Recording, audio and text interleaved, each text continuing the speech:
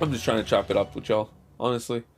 Just trying to kind of gauge show y'all what's in my thoughts, because like really, to me, it's really important that like I see fighting games grow a little bit, right? But they're still very niche in the fighting game community.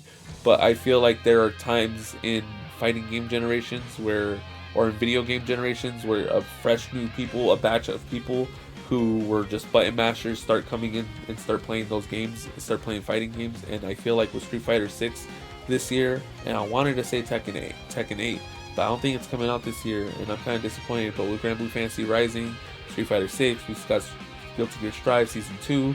I'm sure we'll get into Season 3 kind of shit. We have KOF 15. You know, it's a good time to be in fighting games. But I figured this is a good time that people could get into. I want to be welcoming.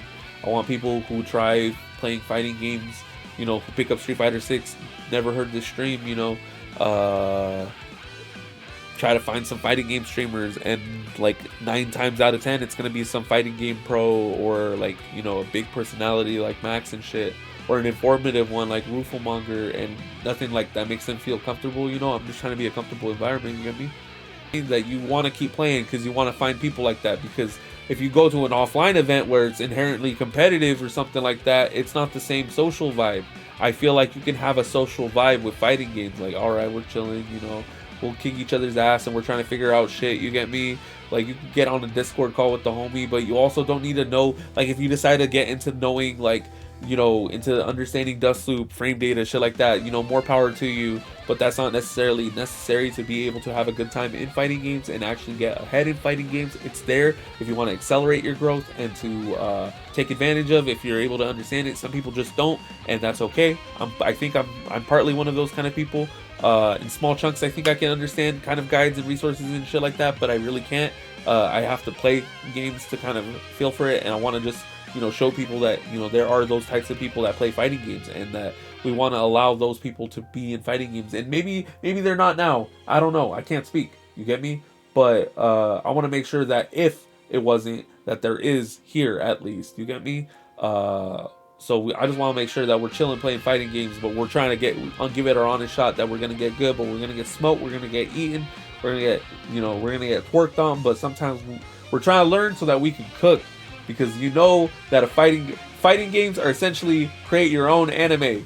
Create your own anime. You don't even fucking need, like, you want to watch a fight, you love shonens, fucking fighting games are for you. You can craft the storyline in your head, but the outcome is ultimately decided by what you're fucking doing, you get me, kind of shit. And like, if you turn your friends and everyone online into Dark Souls bosses where you're trying to figure them out, it's more like a puzzle to solve, more like than getting heated. And that's what I'm trying to encourage, kind of shit. Like, literally, because I feel like fighting games are a puzzle to solve, but you can't really, there's no real answer to them, because it's a human.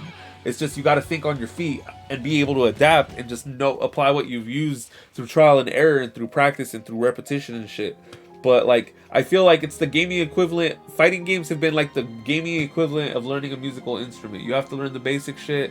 You have to learn your neutral, you know, just moving around, and learn what buttons, like how good is your button. It might be a big button for a reason, because it's slow up close, and but pretty good from far away, kind of shit. Learn what specials are for what, you know, kind of shit. You're catching me on a rant, but yeah, I'm just talking my shit. Don't mind me. I'm telling you, fighting games are a vibe, bro. But you have to make the vibe, because you have to be able to create the vibe. I'm trying to create the vibe I would like to see. But yeah, be the change you want to see, because you go to offline events, they're inherently competitive, and I'm inherently competitive too. But it's not all that. Like, I'm not trying to stress myself out trying to win 6 games in a row in an afternoon and kind of shit. You get me? If I lose one, I lose one. But it's the experience of being able to practice, being able to hone your strategies against certain matchups, certain characters, your own character kind of shit, being able to understand the game a little bit more, adapt to patterns, recognize patterns kind of shit. People feel comfortable kind of shit.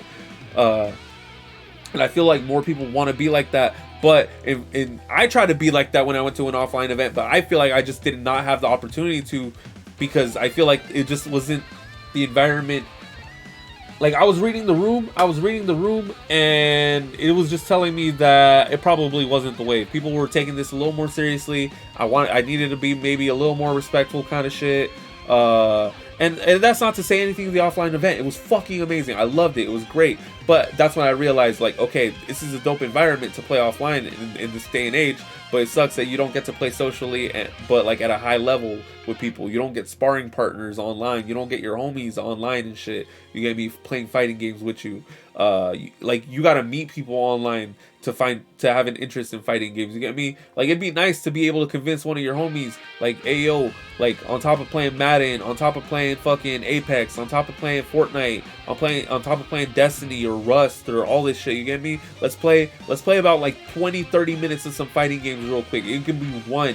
Y'all have one agreement. Y'all think Mortal Kombat's the wave? Like y'all not weaves or whatever? Y'all want to play Mortal Kombat? Boot up Mortal Kombat. Fucking start throwing the blows. You get me?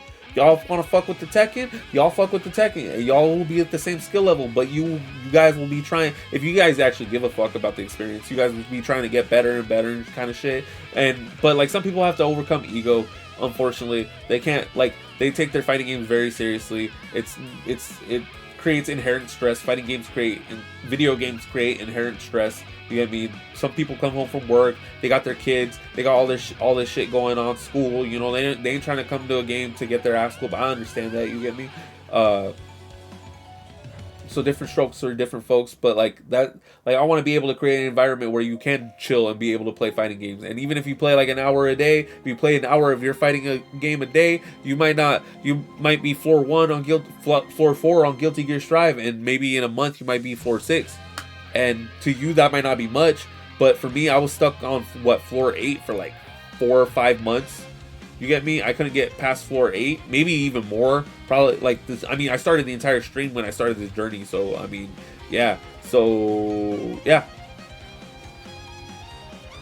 Either way, I'm saying progress will be made through muscle memory or otherwise. If you have the big brain to understand your routes and you can think on your feet and you have that adaptation skill, more power to you. Some people are very good at repeating patterns that feel comfortable. That is your boy. That's what I tend to do. And yeah, like there's different. Yeah, there's a little bit, and then like I'm saying, like, you know, you play a fighting game, you see a character, and like if someone wants to be shallow and play a game for a waifu character, but if they're playing a fighting game, I'm gonna encourage them to play that fighting game, and I'm gonna try to appeal to them and be like, oh, but if the reason you're playing that game is because it has a waifu character, well, guess what? I said this the other night, this other fighting game has another waifu character that kind of plays like your fighting game character that you're currently playing. Why don't you try them out? Boom, they give it a shot, and then maybe they'll like it, and maybe they won't. But that's what I'm saying. You get me? You're planting seeds. Those seeds might not grow fruit right away, but you plant seeds. Like if the influence of your peers and the people you socialize with, you know, you might have some work homies you might game with after work. You know, you gotta have the balls to be like, hey, you know, like, okay, I play a little bit of fighting games, but you know what? I don't play fucking Tekken for whatever reason. How about we both get Tekken on sale? Let's start whooping each other's ass, and maybe you'll have an advantage or whatever. But if your homie doesn't have, you know, is able to actually do something about it, they'll adapt. You know, like if they give a fuck. Geo, 70% of the reason I got Strive, I didn't know what Guilty Gear was. I just want to see the badass wolf girl cook. I'm telling you, I had Guilty Gear Exard. I had Guilty Gear Exard on my PlayStation. And I never touched it. I was playing Injustice 2, but I was only playing single player Injustice 2 shit, like multiverse shit. But because I knew of Guilty Gear, I was like, and this was before the stream, I was watching the trailers of Guilty Gear Strive because I love fighting games because of their characters, their fucking character trailers. I love games with I love hero shooters. I love games that have a cast of characters, kind of shit. Fighting games are amazing for that. I think that's where that love stems from.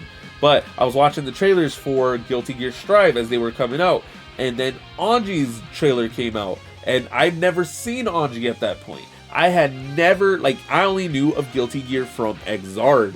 Now, I didn't know about Accent Core, any of that. I didn't know XX, whatever the fuck.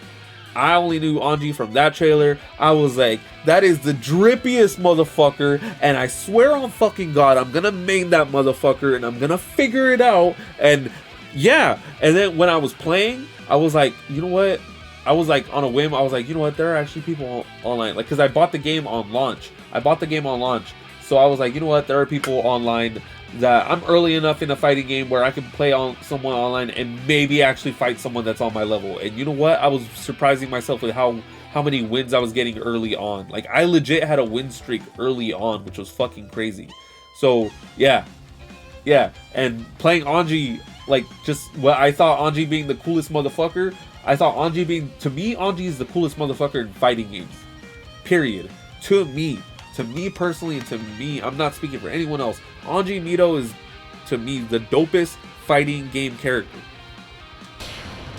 Like, and I picked up Strive because of Anji, and I got good because of Anji, and I got this channel because of Anji. Like, you gotta foster that attitude. You gotta like, there are people that get into for non-competitive reasons. They just like a character. They like fucking, they like